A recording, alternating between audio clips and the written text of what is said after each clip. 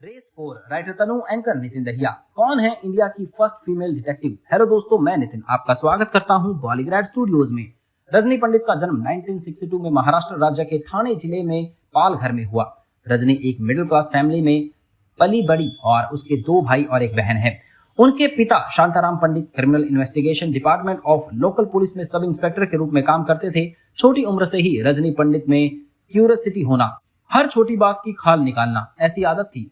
जब वो 8 या 9 साल की थी तब उसके अपार्टमेंट ब्लॉक में एक औरत की मौत हो गई, तो वो वहां गई ताकि ये जांच कर सके कि क्या वो वास्तव में मर गई है।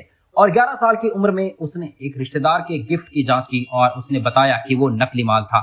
रजनी पंडित एक ऐसी लड़की थी जो उसकी उम्र की लड़कियों की तरह बिल्कुल नहीं सोचती थी। 1983 में जब रजनी उसकी एक क्लासमेट की हरकतें जैसे शराब पीना, धूम्रपान करना और लड़कों के साथ होटल के कमरे में जाना से वियर्ड हुई, तब उसने लड़की के माता पिता को फोटोग्राफिक एविडेंस दिए और तब उन्होंने पहली बार रजनी के दिमाग में एक जासूस बनने की बात डाली। हालांकि पंडित के पिता उसके करियर चॉइस से खुश नहीं थे, लेकिन उसकी मां ने उसे सपोर्ट किया। ग्रेजुएशन होने के बाद पंडित ने पहले एक ऑफिस क्लर्क के रूप में काम किया, फिर एक कलीग की मदद करने के लिए तैयार हो गई जिसे लग रहा था कि उसकी बहू पैसे चुरा रही है। रजनी ने पेशेंसली उस कलीग के परिवार के सभी सदस्यों के डेली रूटीन पर नजर रखी और पता लगाया कि उसका सबसे छोटा बेटा चोर था और ये रजनी का सबसे पहला पेड केस था।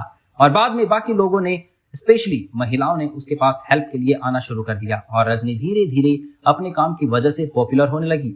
जब एक रिपोर्टर ने पंडित के बारे में एक छोटी सी खबर देखी तो उसने उसे अपनी बहन के पति के इन्वेस्टिगेशन के लिए अपॉइंट किया और पंडित को पता चला कि उसका एक सीक्रेट दूसरा परिवार था और रिपोर्टर ने इम्प्रेस होकर मराठी न्यूज़पेपर में उसके साथ एक इंटरव्यू लिखने का ऑफर दिया।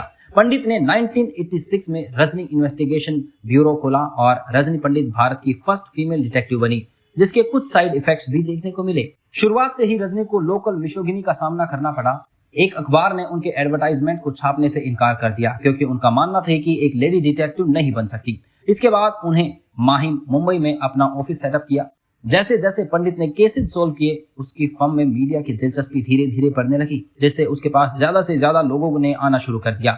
यहाँ तक कि पुलिस ने अब कुछ मामलों की सिफारिश भी की। रजनी भेस बदलने और सर्वाइलेंस ऑन फुट जैसे पुराने जासूसी तरीकों से लगातार यूज करने के लिए जानी जाती है।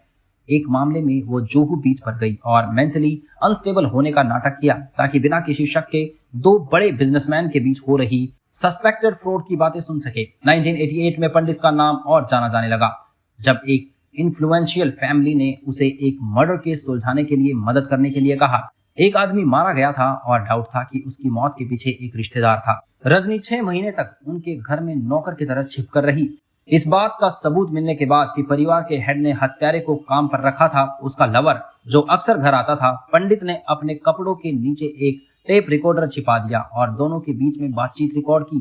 जब रिकॉर्डर से क्लिक की आवाज आई तो उसने अपने पैर पर रसोई का चाकू गिराकर उन्हें डिस्ट्रैक्ट कर दिया और जिसके बाद उसने पुलिस को बुलाया और असली मर्डरर्स को गिरफ्तार किया। इस केस को सक्सेसफुली सॉल्व करने के बाद पंडित जी प्रोफेशनल रेपुटेशन और मजबूत हो गई थी।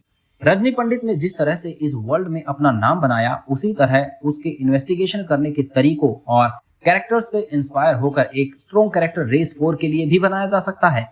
एक ऐसी एजेंट या डिटेक्टिव जो हर केस सॉल्व करने, सिचुएशंस में लूप होल्स निकालने और गुत्थी को सुलझाने में माहिर हो, और ऐसा कैरेक्टर हर किसी को पसंद आएगा। वीडियो पसंद आई हो तो लाइक, शेयर और कमेंट जरूर करें। धन्यवाद।